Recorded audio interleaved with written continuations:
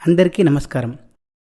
వడ్ల యొక్క నాణ్యతను పరిశీలించుటకు BIS bureau of Indian standards వారు ప్రతిపాదించిన శాంప్లింగ్ అండ్ అనాలిసిస్ ప్రొసీజర్ ద్వారా గవర్నమెంట్ ఆఫ్ ఇండియా వారు ప్రతిపాదించిన quality స్పెసిఫికేషన్స్ను నిర్ధారించుకొనుటకు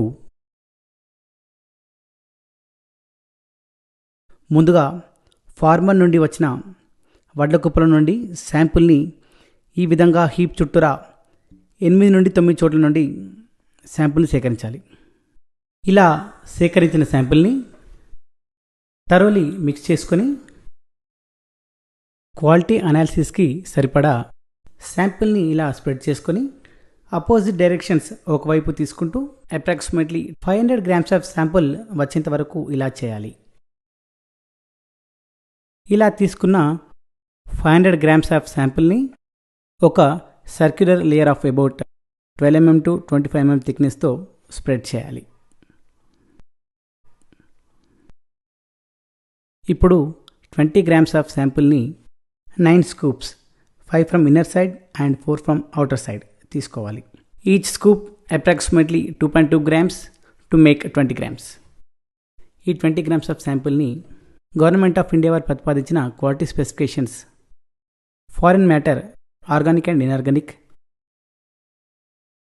damage, discolour, sprouted and weevil grains, immature, shrivelled and shrunken grains, అడ్మిక్చర్ of lower classes separate చేసుకోవాలి. Paddy moisture మీటర్ను ఉపయోగించి ఈ విధంగా నోట్ చేసుకోవాలి.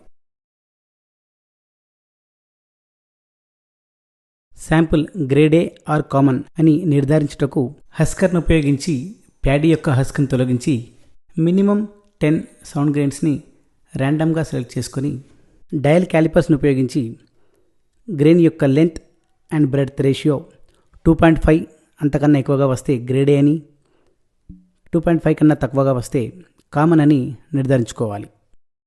సన్న రకం ప్యాడీని నిర్ధారించుటకు గ్రెయిన్ యొక్క లెంత్ 6 mm మించకుండా, బ్రెడ్త్ 2 mm మించకుండా, అలాగే లెంత్ అండ్ బ్రెడ్త్ రేషియో 2.5 లేదా అంతకన్నా ఎక్కువగా ఉందో లేదో మెజర్ చేసుకోవాలి.